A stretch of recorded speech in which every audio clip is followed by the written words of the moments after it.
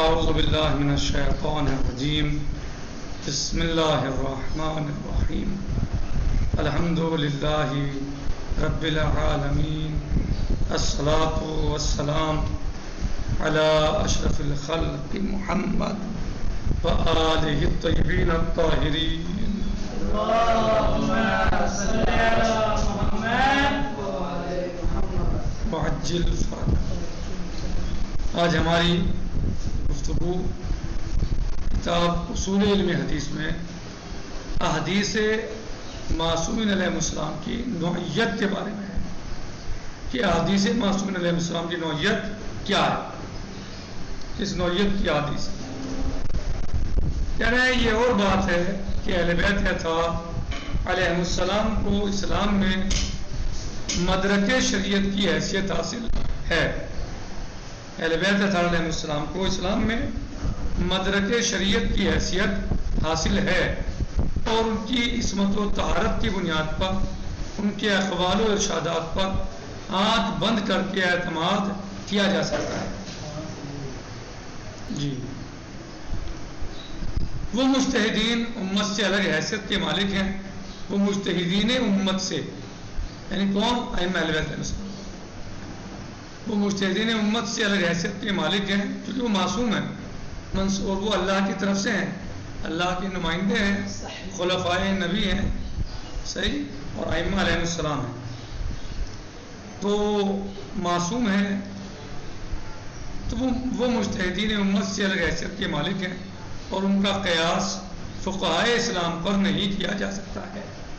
لیکن اس کے بعد اس حقیقت کو بھی نظر انداز نہ ہونا چاہیے کہ ائمہ معصومین علیہ السلام کے جملہ ارشادات احادیث رسول ہی کی حیثیت رکھتے ہیں، اور رسول اکرم صلی اللہ علیہ وسلم کے ارشادات سے ہٹ کر ان حضرات کا کوئی بیان نہیں ہے۔ ان کے بیان کیا ہے؟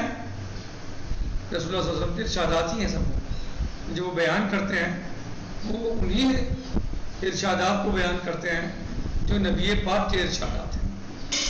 اس اجمال کی تفصیل یہ ہے کہ ائمہ معصومین علیہ السلام نے بار بار اس حقیقت کا اعلان فرمایا ہے کہ حدیثنا حدیثو جدنا۔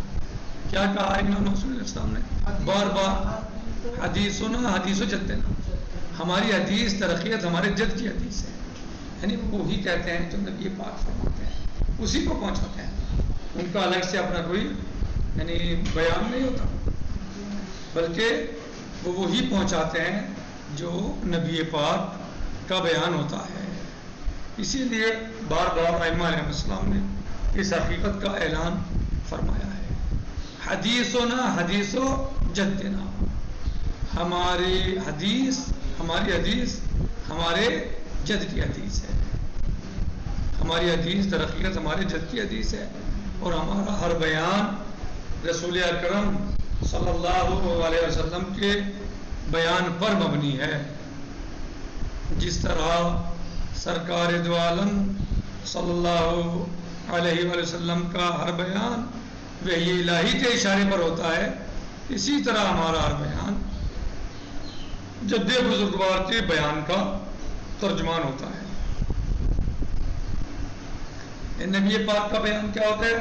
وحی الہی کے اشارے پر ہوتا ہے، اور ائمہ علیہ السلام کا بیان نبی پاک کے بیان کا ترجمان ہوتا ہے، اور اس سے ہٹ کر اس کی کوئی حقیقت نہیں ہوتی ہے۔ دوسرے الفاظ میں یہ کہا جائے کہ شریعت اسلام کے بعض مسائل وہ ہیں جنہیں سرکار دو عالم نے بوقت ضرورت بیان کر دیا ہے۔ کیا کیا ہے؟ بوقت ضرورت بیان کر دیا ہے، اور آپ کے الفاظ و بیان کو حدیث رسول کی حیثیت حاصل ہو گئی ہے، اور بعض مسائل وہ ہیں جن کی اس دور میں ضرورت نہیں تھی، اور عوام الناس اپنے حالات یا اپنی ذہنی سطح کی بنا پر ان کا تحمل بھی نہیں کر سکتے تھے۔ کب؟ نبی پاک کے زمانے میں بعض مسائل کی ضرورت نہیں تھی اس زمانے میں، اور بعض ایسے تھے کہ اگر ان کو بیان کیا جاتا تو لوگ مثلا اس کے متحمل نہیں تھے۔ اسی لیے اس وقت پر ساری باتوں کو بیان کرنا مناسب نہیں تھا، کیونکہ لوگ متحمل نہیں تھے اس زمانے میں۔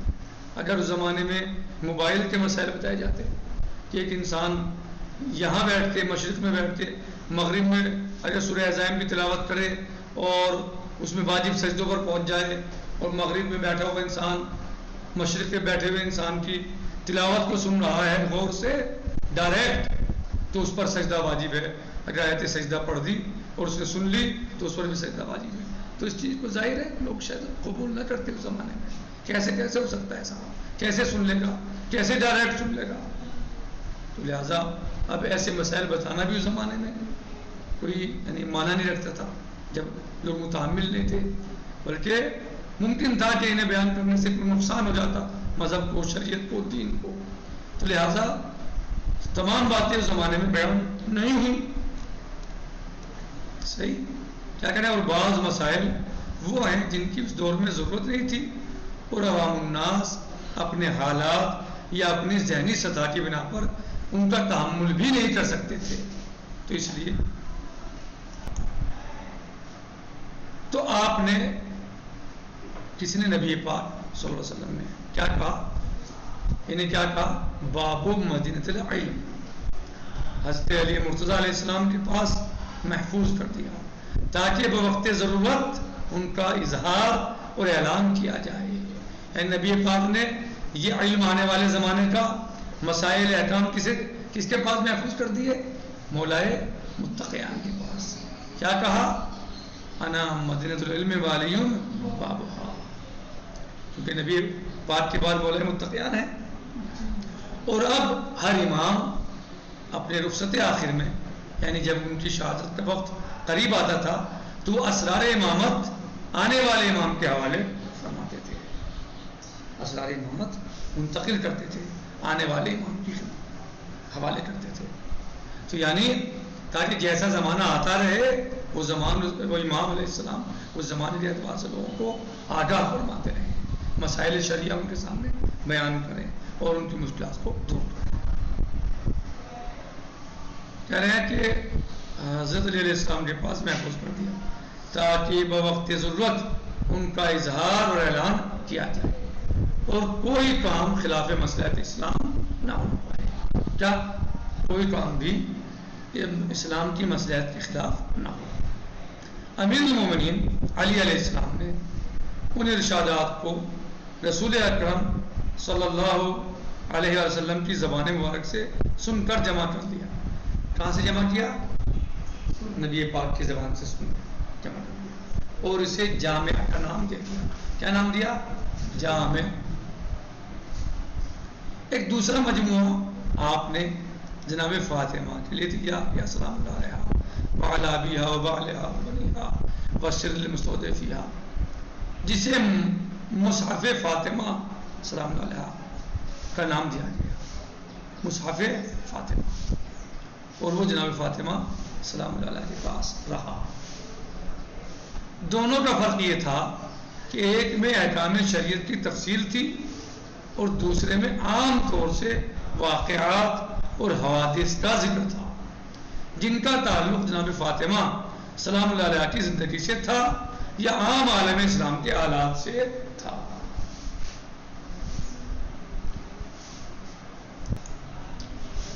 ظاہر ہے کہ ان دونوں کتابوں میں سارے بیانات اور الفاظ رسول اکرم صلی اللہ علیہ وآلہ وسلم کے تھے، اور اسی لیے انہیں املائے رسول سے تعبیر کیا گیا۔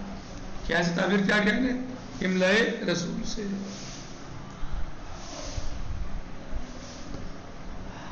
لیکن چونکہ ان کا اظہار امیر المومنین علیہ السلام یا کسی دوسرے امام کی زبان سے ہوا ہے، لہذا سننے والا یہی کہے گا کہ امیر المومنین علیہ السلام نے فرمایا ہے، یہ امام صادق علیہ السلام نے فرمایا ہے، حالانکہ ان ارشادات کا امیر المومنین علیہ السلام یا امام صادق علیہ السلام سے کوئی تعلق نہیں ہے، اور یہ تمام ارشادات رسول اکرم صلی اللہ علیہ وسلم کے ہیں جنہیں آپ نے امیر المومنین علیہ السلام کے پاس محفوظ کر دیا تھا۔